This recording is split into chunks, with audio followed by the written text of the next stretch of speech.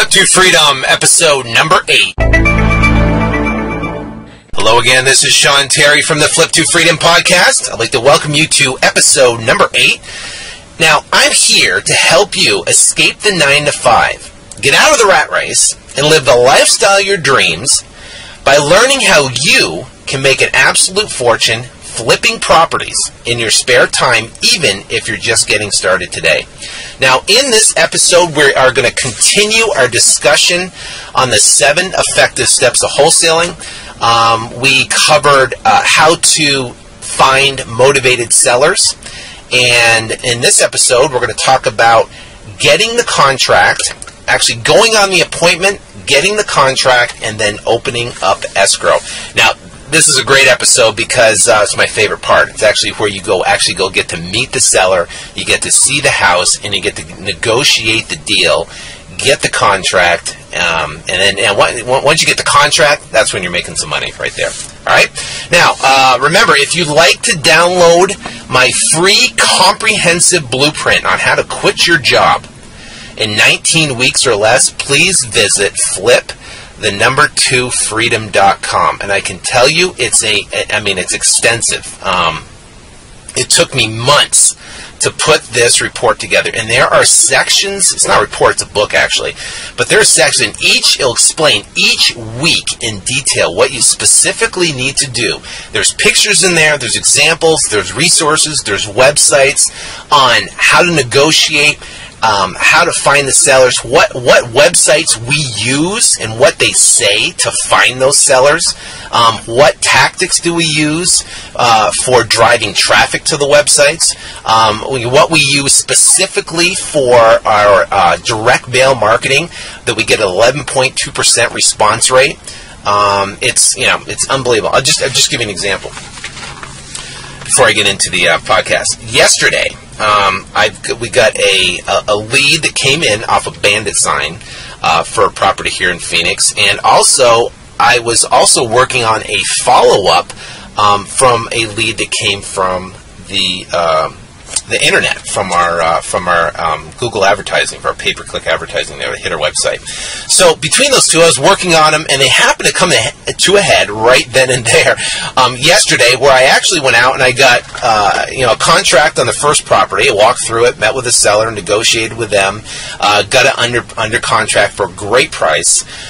So I left there, and then I turned around and I met a buyer, cash buyer that's buying one of our other properties we're making a $15,000 profit on in about a week and a half.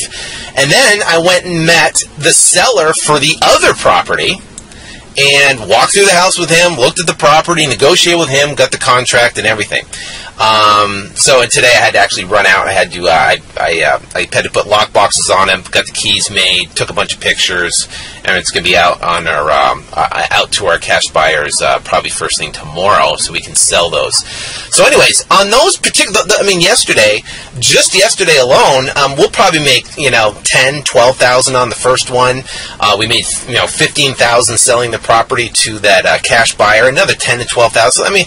Yesterday was roughly a $20,000-$35,000 day, and that can happen. That's the beauty about this. So, I've developed the website at flip2freedom.com, and it's solely to basically help you escape the 9 to 5, so you can work your job and start working real estate around your job.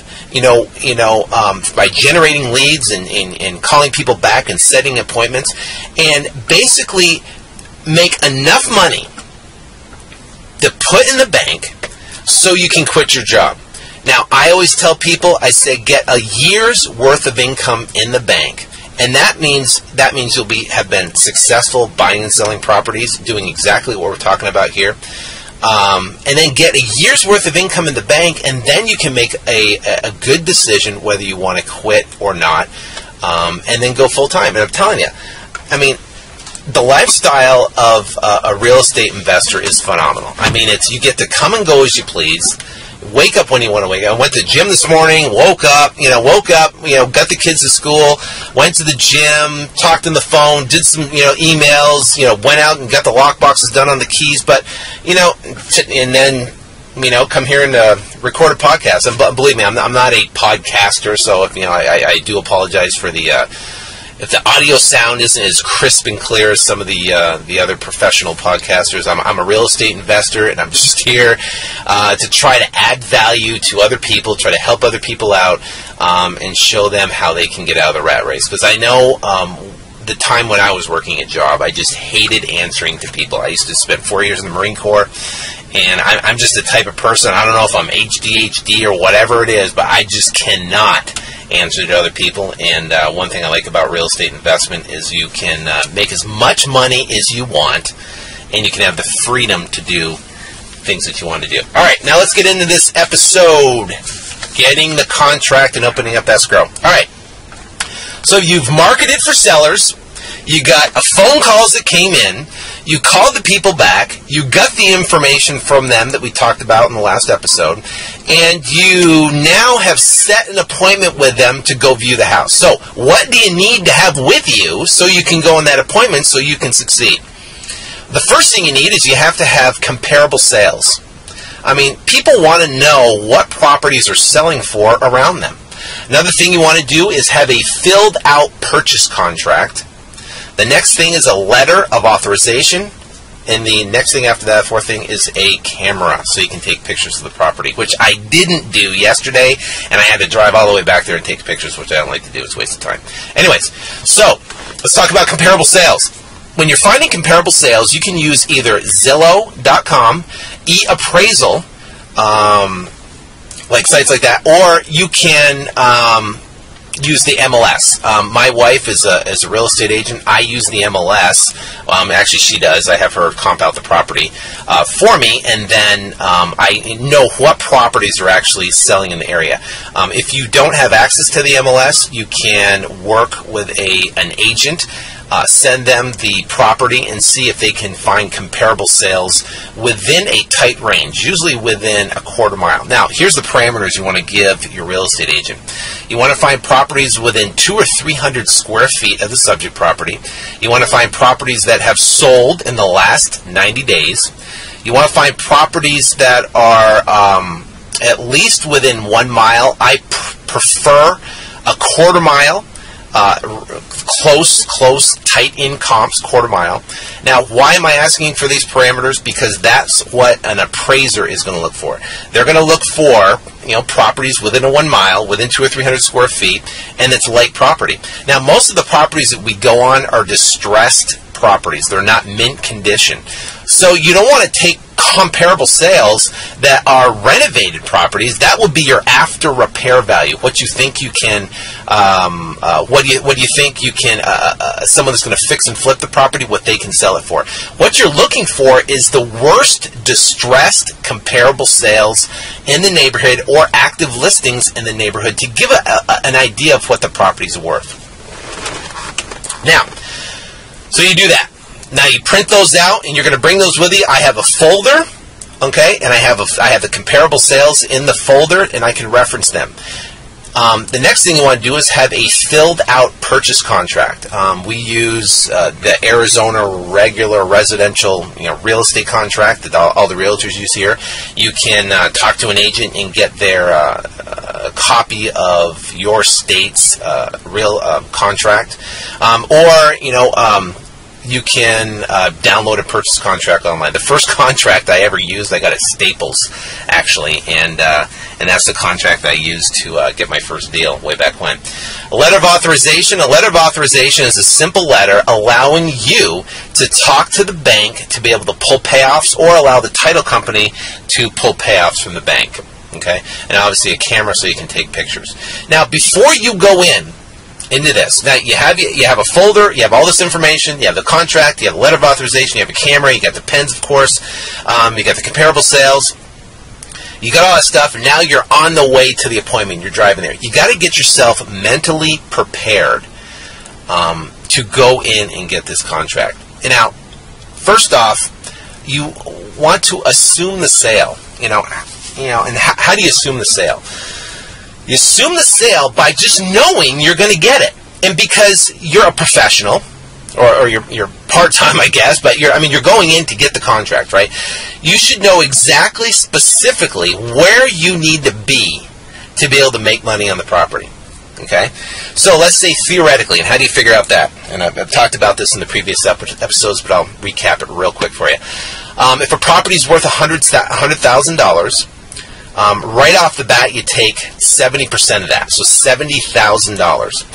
And you take the repairs off that. Let's say the repairs are $10,000. That means you can sell the property quickly to a cash buyer for $60,000 cash. That means someone will look at the property, they'll commit to it, they'll buy it, and they'll close it in a week. Okay? So you get a $100,000 property, it needs $10,000 for the work. Right off the bat, you're going to take 70% off, less repairs, and that's going to give you a $60,000 purchase price. Okay? A sell price. That's what you're going to sell it to the investor for. Now, for you to make money, you have to get it under that $60,000 mark. Now, if you want to theoretically, you want to make $10,000. That means you want to offer $50,000, or you want to know in your head that you need to be at $50,000 and under. All right. So you want to go in there, and knowing that information, you have a clear-cut, precise goal of when you're walking in. Your goal when you're walking in is to obviously, find out the repairs, but also too, you want to know inside that you can be able to get this contract. It's just it's assume the sale. How else can I explain it? It's just going in there, talking to yourself, and say, listen, I'm going to go get this deal. I'm going to go in and I'm going to get this deal today. Whatever it takes, I'm going to go in and get this deal. I'm going to negotiate with them and get the contract. Yeah, that's what I tell myself. Anyways, now don't act needy. Acting needy means that you portray that you need the deal. I usually never go in needing the deal. I'm walking in, and when I'm talking to them, the seller, and we're coming down to the negotiation point, I don't act needy. I just listen, I've got 5 other properties I got to look at this week. I have a limited amount of capital. I could either buy your property, or I could buy the other properties I'm going to be looking at this week. So, to me, it really doesn't matter. A property's a property, even though I do like your property. I think the floor plan's great. But honestly, I'm not going to convince you to sell, and I'm not going to, commit to a price that I know that doesn't work for me. If you do that, then guess what? Sellers will respond, because you know what? They don't want to lose a deal. They don't want to have to go call another investor, call a realtor, fix up the bill. They don't want to do that. They just want to get it done and off their back, and that's what you can provide for them. All right. Like I talked about, know your price going in. It's imperative. Be prepared, knowing exactly what's the most you're willing to pay for the property prior to going into your meeting. All right. Now, I'm going to talk about right now, which I don't know many people that do. I think this is the biggest obstacle I see for people when they're first getting started. This is the number one secret for getting deals. And it starts when you pick up the phone and you talk to the seller on the phone. The number one secret, you know what it is? Well, if you listen to a couple of my last episodes, you probably do. The number one secret to getting deals done is to build rapport. I know it sounds stupid, or not some cool magic formula, whatever. But the bottom line is build rapport. You build rapport on the phone, and you build rapport when you meet them. And building rapport gets the seller to like and trust you. If they like you and they trust you, they will sell their property to you. I always and never, ever discuss price, terms, money, anything until I've established a good enough rapport with the people that then I can build friendship with them, and I can even start kidding with them and messing with them when we start talking about the numbers. Okay, so how do you build rapport? Well, first off, when you meet the seller, obviously, be sincerely interested in their situation. Finding out the situation, and find a connection with these people. Find a connection. with them that will basically that you can build a bridge, something for them to talk about. A great way to build rapport is get them talking about their kids or their family or the house or the history, or if you're buying a house that's not vacant, where they're actually living in it, then you can find pictures on the wall. You can find hobbies that they like. But I'm always scanning the room and I'm looking for items or objects that I can ask a question about and have them talk, and I intently listen to them. So then, for the fact of building rapport, I'll give you an example. I was in this one house where the guy, actually, the seller, he actually inherited a property, and his brother was living in the property that was inherited, and he just wanted to get rid of it. So I met him at his house and walked in, and there were all these boats. These handcrafted wooden boats, hundreds of them, on the walls, on the shelves, on the whatever, the armoire, whatever. They have boats everywhere. So when I'm walking in and I'm talking to him, I shook his hand. How's it going? I said, listen, what are all these boats? I said, and I went up to one, I looked at him, and I said, this is incredible. Did you make these? And the guy's like, no. And he began to tell me a half-hour story on how he collects these boats at every place he's ever been to in the world. He was in the military. And also, he got gifts from people that went places and gave him these boats. And, the guy has boats galore. And I let him talk for a half hour. I showed sincere interest. I continued asking questions about different boats and which one he liked the best and which one he didn't like and why he liked that one the best and yada, yada, yada. But I'm telling you, after that, just by asking maybe a handful of questions, he liked me and trusted me, and I got the contract for specifically what I was asking for, and even better. And signed everything right there on the spot, opened up escrow. I think we turned that one and sold, and I think we made like $18,000 on it. Great deal. Anyways, so never talk numbers before you build rapport. It's imperative. Find something to connect with. Connect with them. And when you're going through the property, the seller will actually walk you around the property, and you can ask him questions about the roof and the AC unit and the, any plumbing issues, any electric issues, and major cost items or any issues with the property. And on your Manila notepad there, a Manila folder, just write notes of what you think it will cost to get the property renovated. Now, a quick and dirty rule of thumb is what you do is you take the square footage, times roughly $5 a foot. You can do $5 to $7 a foot, but take the square footage of the property times, $5 to $10 a square foot, depending on how bad it is. So if you have a 2,000 square foot property, multiply it times 10, 10 is $20,000. Multiply it times 5, you got $10,000. So, you can do it between 5 and 10. That will give you a good estimate by the square footage of the property, how much work needs to be done on it. Okay? Now, when you are walking around the cellar, you want to point out problems with the property. Drywall issues, you look at the ceiling, it looks like there's discolored from stains, from roof leaks or something like that, from water heaters, what else? Just, look for problems in the property. Things that are not pristine, and what you want to do is make notes with that, and it will point out to the seller that, guess what, your property is not a prized possession, and guess what, we're going to need discounts for all these different things. Then what you want to do is try to put a number to the repairs and say, well, it's going to cost roughly 1,400 square feet, it's going to cost roughly $15,000 to get this property in top grade A position to turn around and sell it on this retail market right now. And that's great, putting out numbers like that so they have an understanding of what it's going to take, because they probably don't know. They've never hired a contractor before to come in and renovate a house. So the other thing is a thing where a seller really can't. Seller can discount the roof and discount this and discount that. But the other thing is, possibly, if you know that the negotiation is going to be a little tough, make an issue about the floor plan. The floor plan is extremely difficult for the seller to overcome, because you can't change the floor plan I mean, we can change the floor plan by knocking down walls, but he can't change it. So if you make a slight issue about the floor plan, then that might help in the negotiation process too. All right, now let's talk about negotiating price. First rule of thumb, never, ever, ever, ever name the first number, period. Never name the first number. I always ask,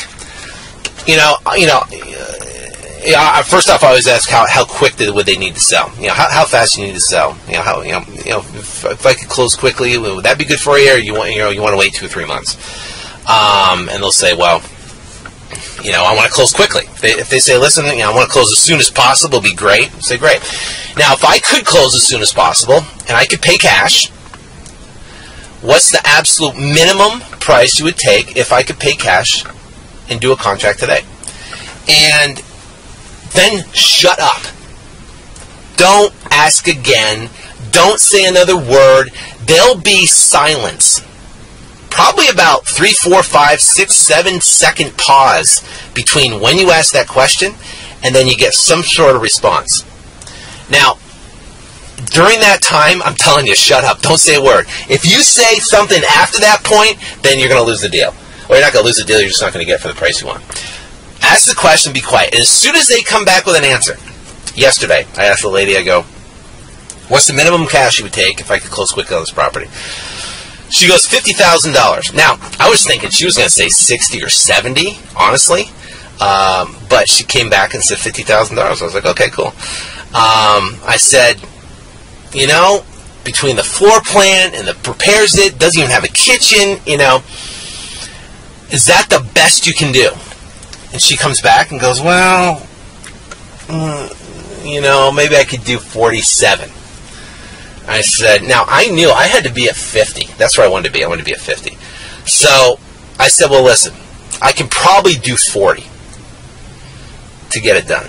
And then she goes, well, and we went back and forth. I finally agreed to get the deal at 47, and we signed the contract right there for $47,000. So anyways, never name the first number. Now, if they come back and say, well, just make me an offer, and just say, well, I don't know, you tell me. I said, if I make an offer, it's going to be a rock bottom blow, it's going to be $20,000. This is going to be my number. If they force you to make it, I said, but listen, let's instead talk about, what would you like to get for the property? What would be great for you? What would be acceptable for you to get on the property? And they'll come back and they'll give you something. All right, so never ask for something. Next one is ask what's the minimum they will take if you close cash quick. If you close quick with cash, what's the minimum cash they would take? Once they tell you a number, then always go back and say, with this, that floor plan and the roof, whatever, is that the best you can do? Okay. Now, if you have to make an offer, if they're just just give me a number. If they're stickler and they want you to name the first number, always offer 20 to 30% below the number you have to be.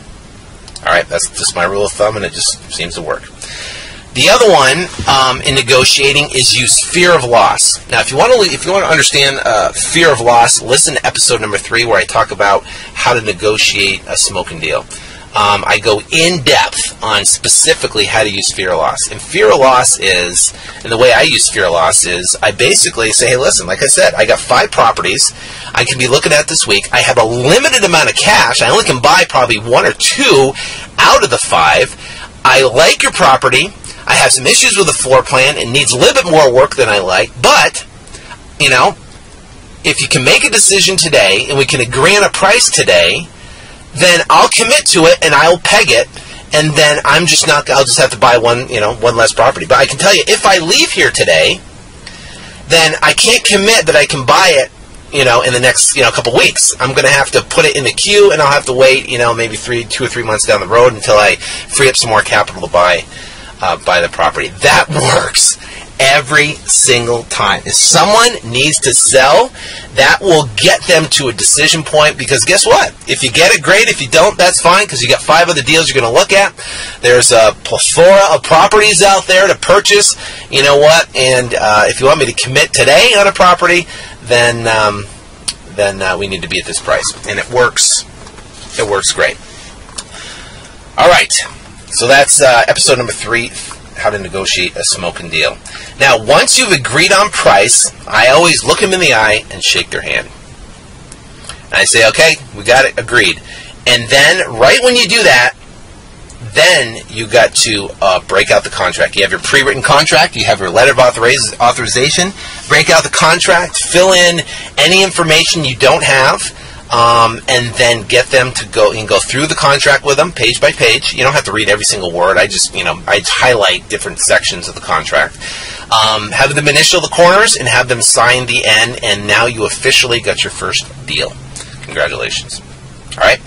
And also, to make sure that you get the most recent bank statement from them if you can. The most recent bank statement will let you know what they owe on the property, the balance that they have on the property. Okay? In the next coming episodes, we will talk about how to structure deals.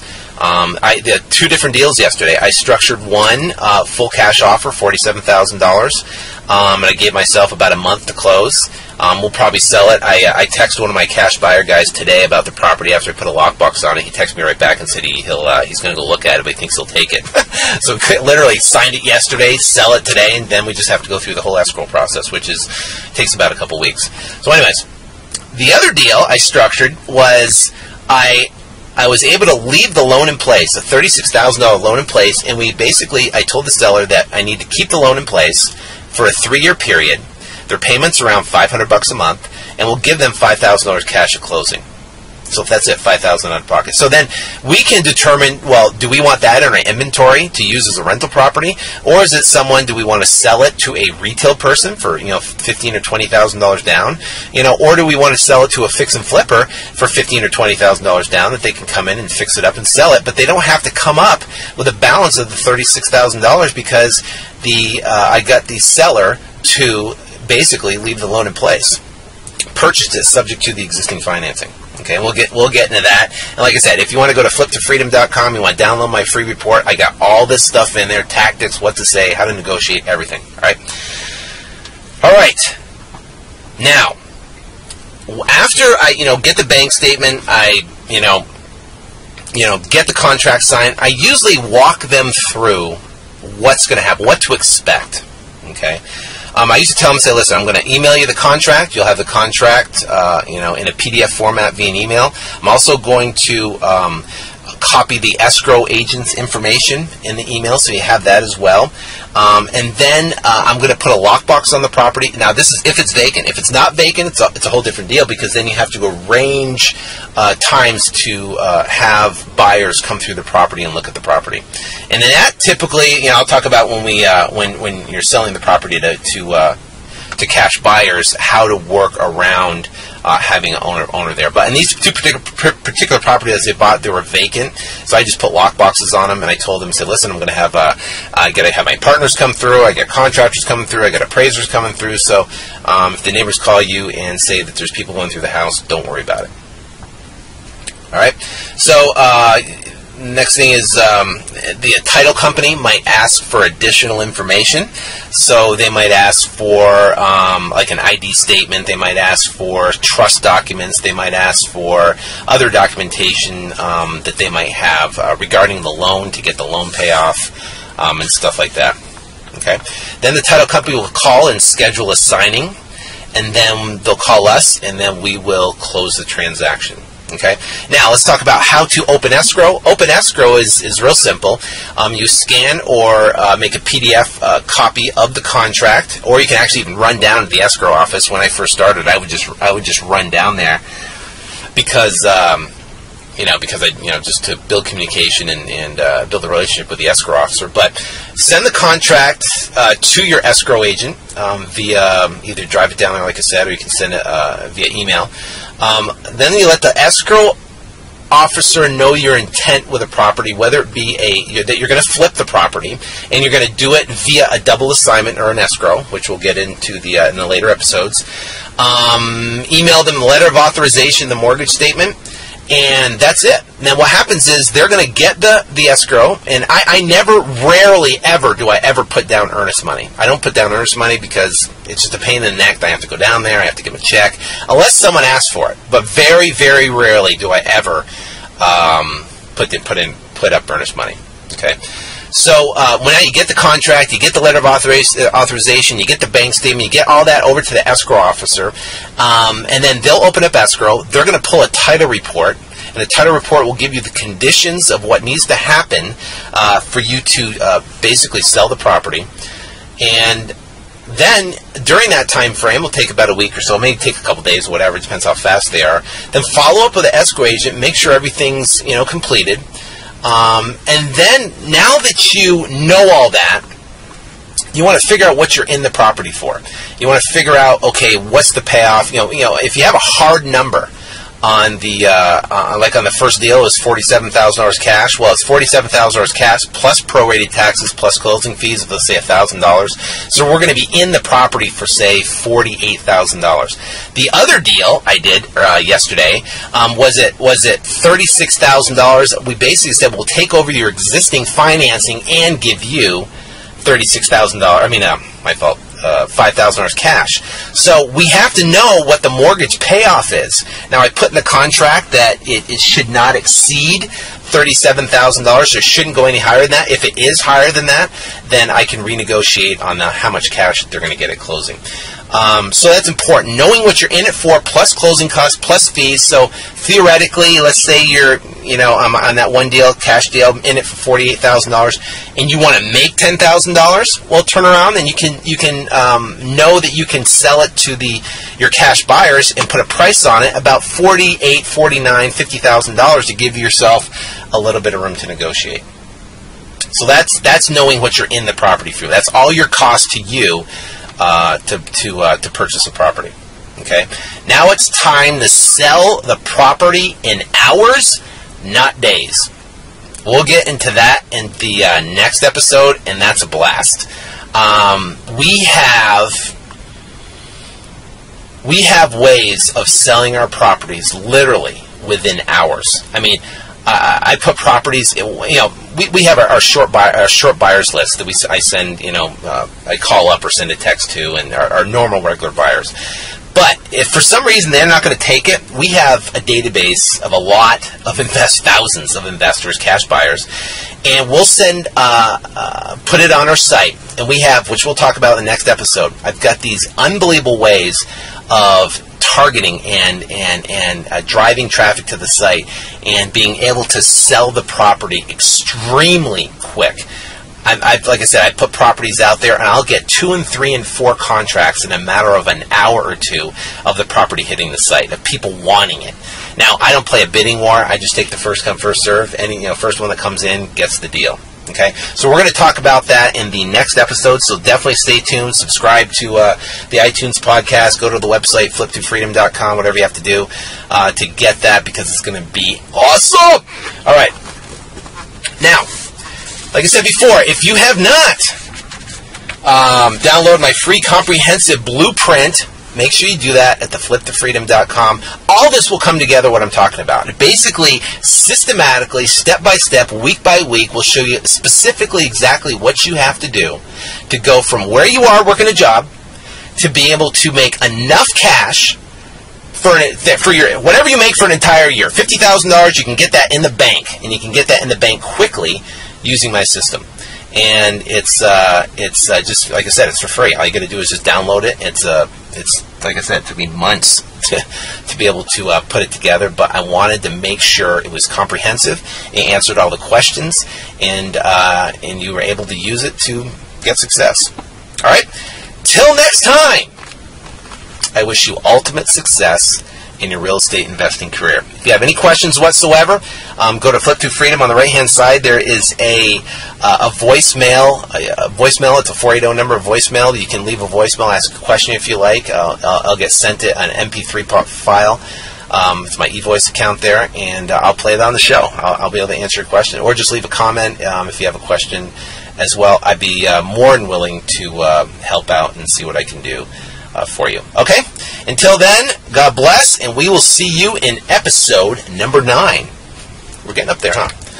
Talk to you later. Bye.